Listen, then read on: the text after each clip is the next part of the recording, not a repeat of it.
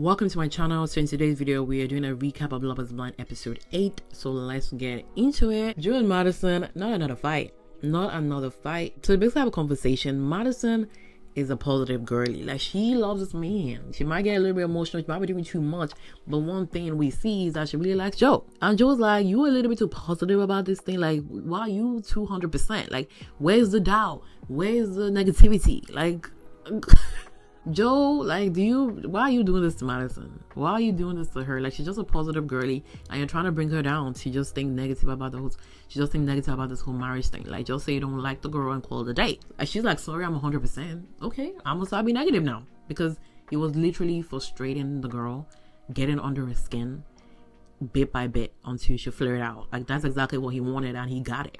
Because the girl went into the room, got her ring, and said, keep the damn ring. Then the response was for Joe to gaslight and say, okay, this is why I don't want to, this is why I don't want to say how I feel. This is why I don't want to say my, this is why I don't want to talk about my emotions, because this is what we get here. You're going to feel like you look like an idiot. All these things. This is the reason why, because you're going to be acting like this.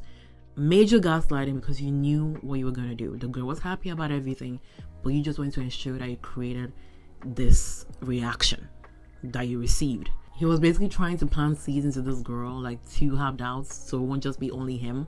Like, we get you have doubts, we get you don't really like this girl, like, but you trying to put all your doubts, plant seeds into her because you ain't feeling it. That's completely wrong. That's completely that's manipulation.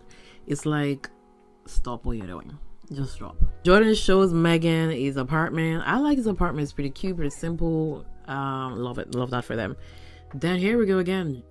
Megan's gotta make it about herself. Megan's gotta have some kind of. Megan's gotta cry per every single screen time that I have with Megan. She gotta cry and be emotional.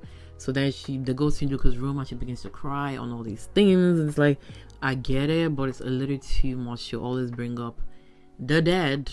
Luca's son is alive, struggling with life and everything, but we don't need to always remember that your dad died from it.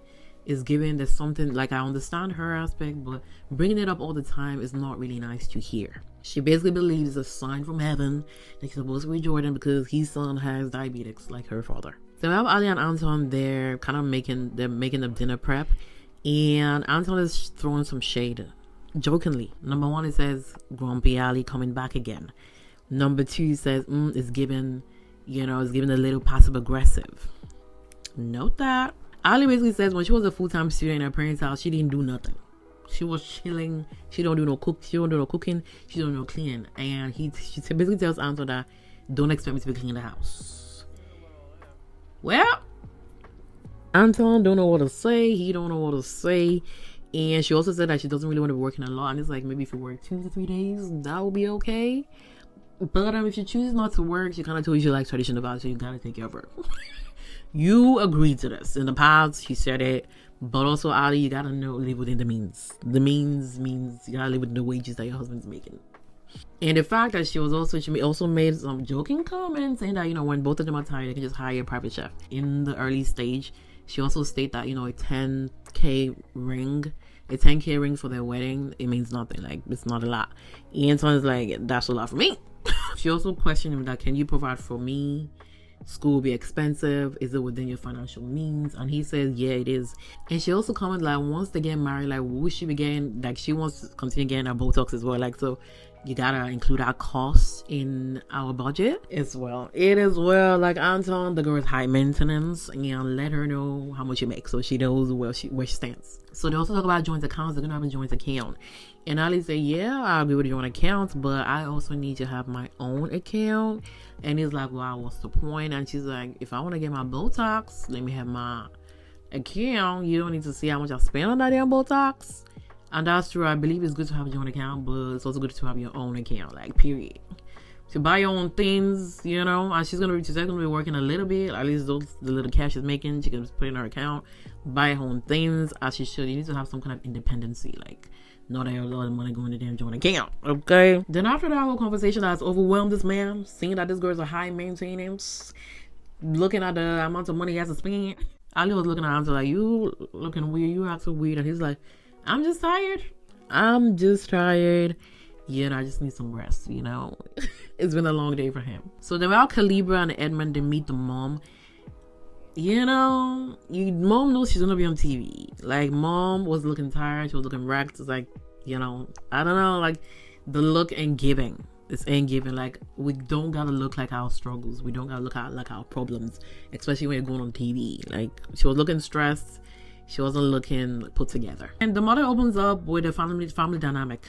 She basically says that her daughter-in-laws, they're always coming for her. They're always coming for her, telling her business to her sons, as they should. She don't like that. She doesn't like it at all. Then she starts her manipulation, which is a thing that runs in the family, and says, I know one girl that won't do that to me. And that's Calibra. I know she looks like someone that's going to tell me everything. She looks like someone that won't be going up to my son, telling him shit about me. Manipulation. And I feel like Calibra is just trying to keep the peace. So it says, of course, Edmund don't need to know everything. And she's like, exactly. Like, none of my daughters have told me that, and I love hearing that from you. Manipulation has begun. Calibra, run away today. Joe and Madison, they reconcile again. I don't feel like Joe likes Madison. I don't feel like he does. Madison likes Joe Madison definitely likes Joe more. Joe is just very unbothered about everything. The only thing that I actually saw that bothered him is the girl not having some slight of negativity. But outside of everything, he doesn't care for anything. Not even Madison. I don't think he doesn't care for that girl. So Joy and Megan, they meet the family. They meet Megan's family, the mom and sister. And they basically like what they see. And again, Megan comes up. Megan talks about the whole diabetics thing, and they're like, "Oh my God, it's a sign." And our sister talks about this dream that she had that relates to like the situation and everything, and they feel like it's a sign and everything. And girls gets emotional. She gets emotional for everything. Like, she cries again, and it's like, okay, next question. So Nick shows Annie, his house in the mountains. I like it. I like the vibe. I really do. And he asks her, "Is it masculine enough?" It's like, these questions are, they're questionable. She goes into the wardrobe and sees this crop top, Christmas jumper, and she's like, "You wear this?" It's like, yeah, I do. So Madison meets Joe's family. They all like her. So we have Ali and Anton. They meet the friends. Joseph and Melissa, and they catch up on everything. And Joseph basically talks to Anton and says, "I didn't know you were gonna last 2 weeks. I was gonna have to 2 weeks to say it's over. But I see things are changing between you and Ali." While the girls, they in the bathroom, and Melissa's giving Ali the tea and says, "Your man and Joseph, they used to do crazy things. They go to the club, they party a lot, they do all these things. But like, both Joseph and Melissa have been together for 4 months, so obviously he don't do that no more. But that was 4 months ago. They were doing all that thing. They were going to strip clubs and everything." She basically asked Ali, like, for the bachelor's party, "Oh, they're going to a strip club because I don't want Joseph to get back to doing that kind of thing." And Ali's confused. Ali's like, "Joseph is the party guy, not my man, because Anton told me Joseph is the party guy. Like, what's going on here?" She like, "Girl, they both into it. They both club and party when they were single." In a confessional, Ali's like, she's not into someone that goes to strip clubs. She's not into a drinker, all these things. And Anton did not give this vibe in the damn pots.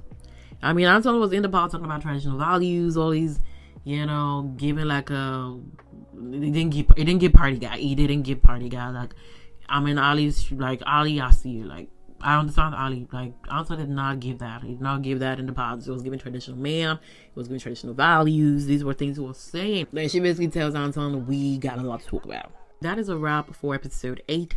And if you haven't already, please subscribe to your girl, and I'll see you in the next one. Bye.